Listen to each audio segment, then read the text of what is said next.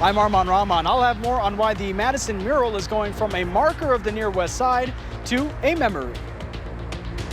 And we are kicking unofficially off summer on the pleasant side. Your Memorial Day forecast in just a few minutes.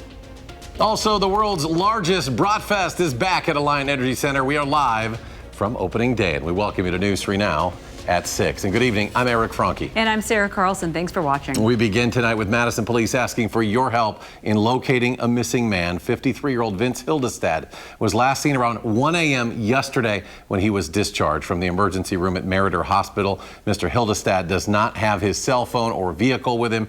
His family says he has Parkinson's disease, and it is unknown if he has access to his medication. If you do see him, you're asked to call 911 or call Madison Police 608-255. There you see those numbers, 911 or 608-255-2345. And the Dane County Sheriff's Office also asking for more help this Memorial Day weekend in the search for the missing boater on Lake Monona. As water traffic increases over the holiday weekend, police are asking you to look out if you go boating or swimming, and if you see anything on Lake Monona that could be of assistance, please call 911 and be able to provide a description as best you can if possible. That boat capsized last Friday evening. One person drifted to shore. 2 of the 3 people who stayed on the lake were rescued.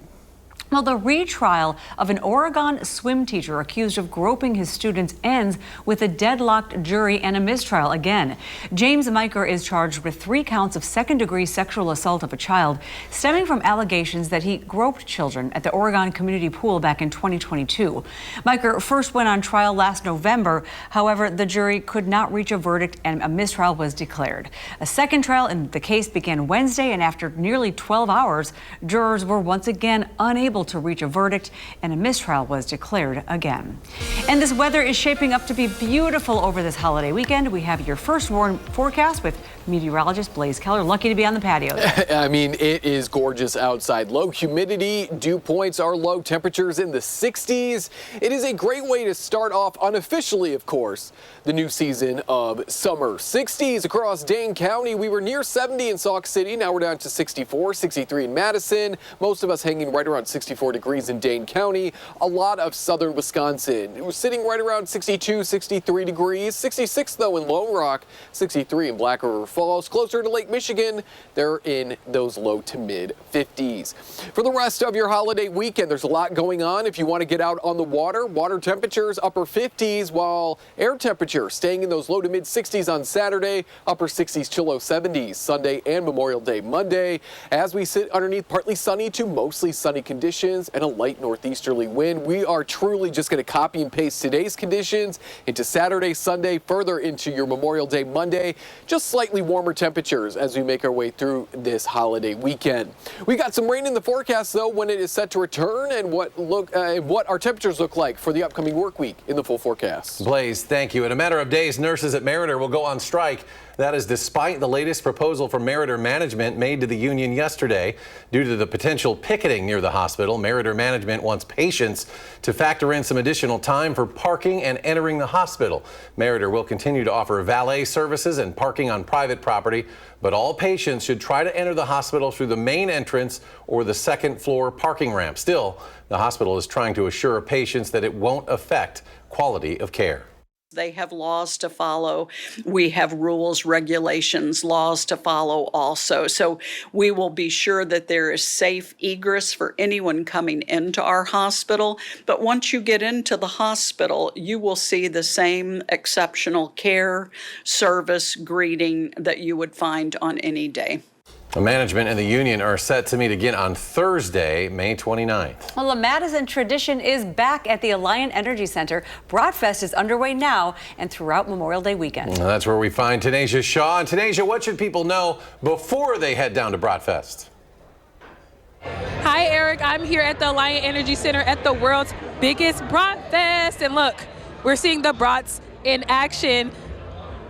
Last I checked, I talked to Tim Metcalf. I think he said it was more than 30,000 brats that were sold at around 4:30 p.m. By the end of tonight, 90,000 brats would have been sold. And that's just an estimate. It could be more. We never know. We're here, and a good thing to know, everybody here, it's volunteers. So everybody here, you guys, if you want to wave, hi from Channel 3. they're all volunteering here. And again, when I talked to Metcalf earlier this morning, he told me, well, earlier this afternoon, I should say, that this is really about the community. So it's such a cool way to see the community coming together. So, okay, first we have the hot brats right here. We can get one more look at these brats. You see they're getting wrapped up. And then this way to my left, that's where they're going to be sold off, you know, a little bit more this way. I'm going to have an even better look at all this in a few minutes, in roughly 10 minutes. So we're getting the ins and the outs of Bratfest. Eric, I'm going to send it back to you. I'll talk to you again in roughly 10 minutes. All right, sounds good. Sarah's already been down there as a cashier today, so and the weekend is underway. Tanisha, thank you. Well, you've likely driven, walked, or biked past the Madison mural on Monroe Street. But nothing is set in stone. Literally, one of the first murals in that neighborhood will actually be coming down in a few weeks. Armand Rahman has more on why and how the community will remember it. They say you don't know what you got till it's gone. Well, you have 4 to 8 weeks to appreciate the Madison mural on Monroe Street before it has to come down. In the morning, I open up the curtains and there it is. Every morning, Chris Spillman looks out the window, but not at your typical neighbor. It's just this big, beautiful mural, Madison, and the bright colors. Shortly after he arrived on Monroe Street, Moved in here about 6 months before the pandemic. the Madison mural moved in across the street. Basically, this mural happened through a pandemic. Leo Bob Swacco, better known as Triangular Door, and an artist from UW-Madison were approached by the owner of Lauer Realty to paint the wall of her building in 2020. She gave me free range of painting whatever I wanted.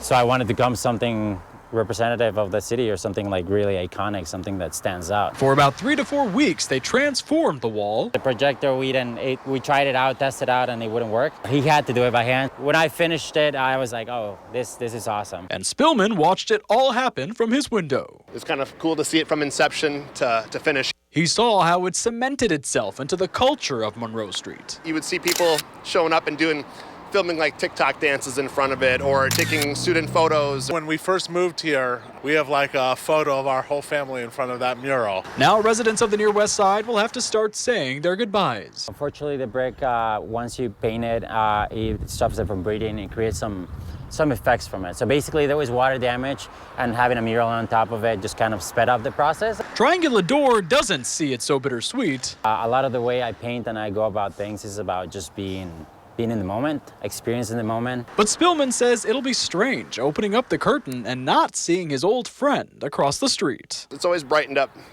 Just looking out the window, walking through the neighborhood, it'll be sadly missed because it's a beautiful mural. Reporting in Madison, Armand Rahman, News 3 Now. Oh, that is a beautiful mural. And recognizing people's attraction to the piece, Triangular Door is offering a giveaway of one of his original paintings for anyone who submits a creative photo in front of the mural before it's gone. Well, still ahead, a traffic update for those planning to be in downtown Madison. It'll be a busy weekend. Plus, honoring those who died in combat as a Madison-born soldier is inducted into the Hall of Heroes.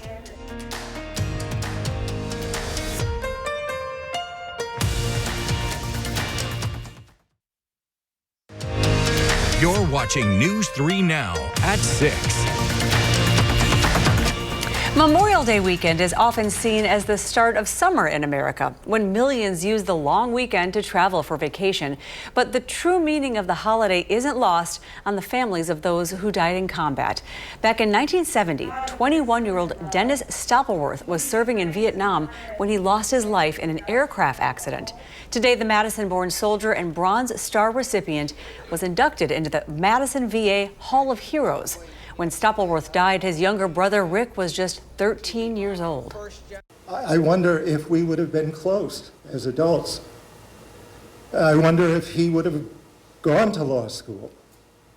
I wonder if he'd have gotten married and had children. I wonder what he would have felt about my marriage to my wonderful husband. I wonder many things. But I know this. Dennis Michael Stoppelworth was a young man of character and humanity who believed in living up to the responsibilities which came his way. Wow, the Hall of Heroes is located at the William S. Middleton Memorial Veterans Hospital in Madison.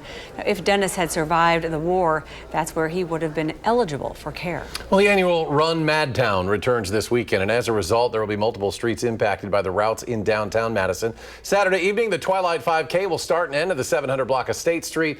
It'll run through the UW campus. That race starts at 7 p.m., expected to end by 8:30. Then on Sunday, the 10K and half marathon will start from the same block at 7 a.m. The 10K will make its way through downtown. The half marathon will also go through the Arboretum. Those races are expected to end by 11 a.m. Lanes that are closed for the races will reopen as each runner passes through. For more information on impacted streets, you can visit runmadtown.com. Racing fans will head to Elkhart Lake Road America next weekend for the return of Moto America. It features 6 different classes of races, including super bikes that go up to 190 miles per hour. You can catch practice next Friday, races Saturday, Sunday. Gates open at 8 a.m. and you can find ticket information at motoamerica.com. Still ahead, we all know sunscreens can help protect us from the sun, but which ones are the best? We'll tell you what dermatologists are recommending. Plus, the opening day of Bratfest is underway at the Alliant Energy Center. We head back out for more on what they're cooking up for this year's festival. Also, Blaze returns, a complete look at the forecast, how the weather's looking for this holiday weekend.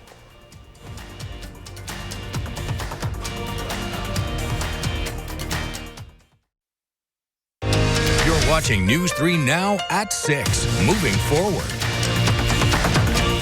Welcome back, everyone. In an effort to raise awareness about skin cancer, the Friday before Memorial Day today is designated as Don't Friday. That's right. National Council on Skin Cancer Prevention says the goal is to reduce the most common cancers and encourage more people to take steps to stay safe in the sun. Now, dermatologists say protection starts with a water-resistant, broad-spectrum sunscreen that blocks UVA and UVB rays. Now, some also recommend tinted sunscreen, which has iron oxide in it.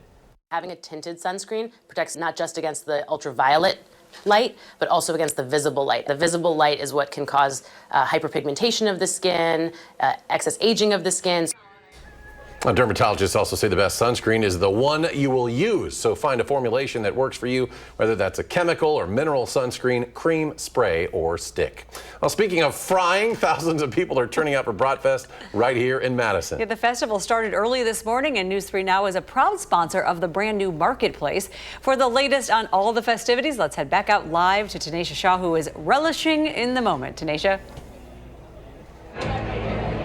Hi, Eric and Sarah. Yes, I'm here at the Bratfest one last time for today, and I'm in here at a tent where it all goes down. What goes down, might you ask? The cooking of the brats, and it's led by hundreds of volunteers. And I'm here with one of their school supervisor, Cassiana Taylor. Cassiana, how are you?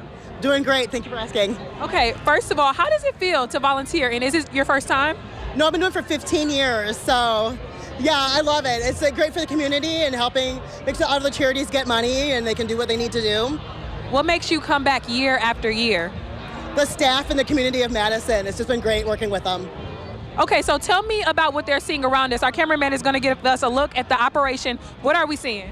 So what you're seeing here is right here is where they do the wrapping of the brats. So we bring the brats off the grill. They come in, put them into our hot boxes over here. And then from the hot boxes, they go onto the tables, get wrapped. They get wrapped and brought to the tables out here, where they are then picked up after they're sold by the runners over here and sold to the community. And about how many volunteers do you manage in a day? Oh gosh, probably about 300 to 400, I think, that come through this tent, because we have like 4 shifts. Yeah. So at the end of the day, how do you feel after doing this and just, basically donating your time? It's exhausting, but it's so rewarding, because I know that the community that needs it are getting the money that they need for their charities, and so it's rewarding at the end. Okay, and I have to ask, it's what, 6:17. How many brats did you have today? You can be honest. Honestly, I've eaten 2 brats for the whole day. I've been here since 9 and had 2 brats. Okay, that's not too bad. But by the end of this festival, how many brats do you think you would have eaten by then? Honestly, probably about 30 brats because I'm here until Monday. So by the end of the festival, I would have had probably about 30 brats. Okay, and there's no shame in that, right? No, breakfast, lunch, and dinner. Right. What's your favorite brat? I know we have a lot of flavors at the festival. I really like their jalapeno brats, and then the regular brat is my second favorite. All right. You know what? My brat count for today is 2, so we're twins right now. Yes, we're twins today. Okay, so I'm gonna send it back to you guys in studio. Everyone at home, just so you know, it's 10 a.m. to 9:30 every day, Friday, which is today, Saturday and Sunday, over Memorial Day weekend. As always, you know, it's a free event, a good way to, you know, give back to the community. There is no way I'd have only 2 if I'd been there since 9 a.m. I'd be on like 8 right now. Tanasia, thank you. And we're leaving that rainy, chilly weather behind for the holiday weekend. Blaze now with a complete forecast. And it's a great weekend. Obviously, we saw Tanasia and hundreds of people out at Bratfest enjoying the low humidity, the sunshine. We've got Memorial Day weekend right around the corner.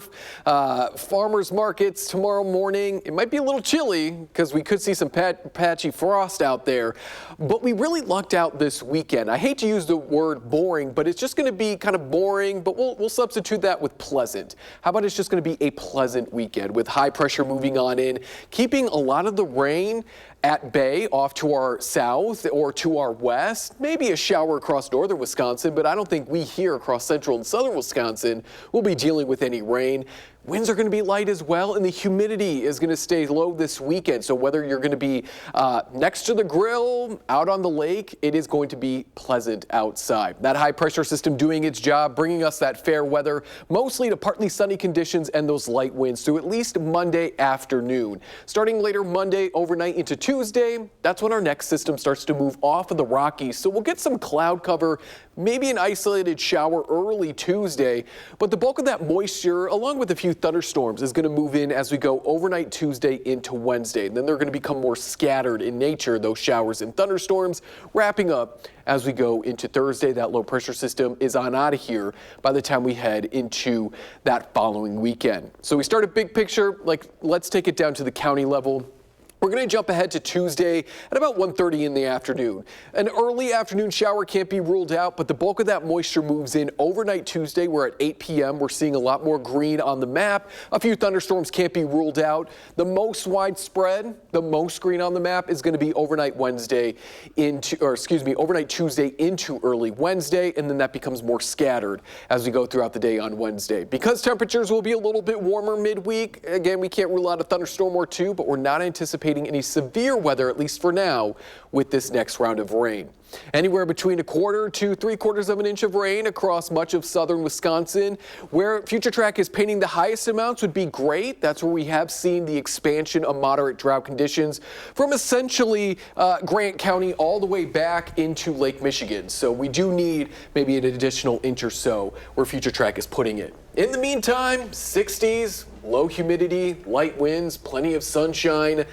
I mean, I'll just let the weekend speak for itself because it's just going to be so nice. And then we stay quiet for Memorial Day. The rain moves in Tuesday, Wednesday. It's out of here by that following weekend. Maybe a thunderstorm by next Saturday. It's perfect. It really is. All right. No more excuses. Top that, Banstra. I don't know that I can. Hey, we got some postseason baseball going on. Some colleges in action. A pleasant time of year, you could say. A super day for UW Whitewater as the Warhawks host a WIAC rival with a trip to the College World Series on the line. Highlights from Game 1 next on News 3 Now.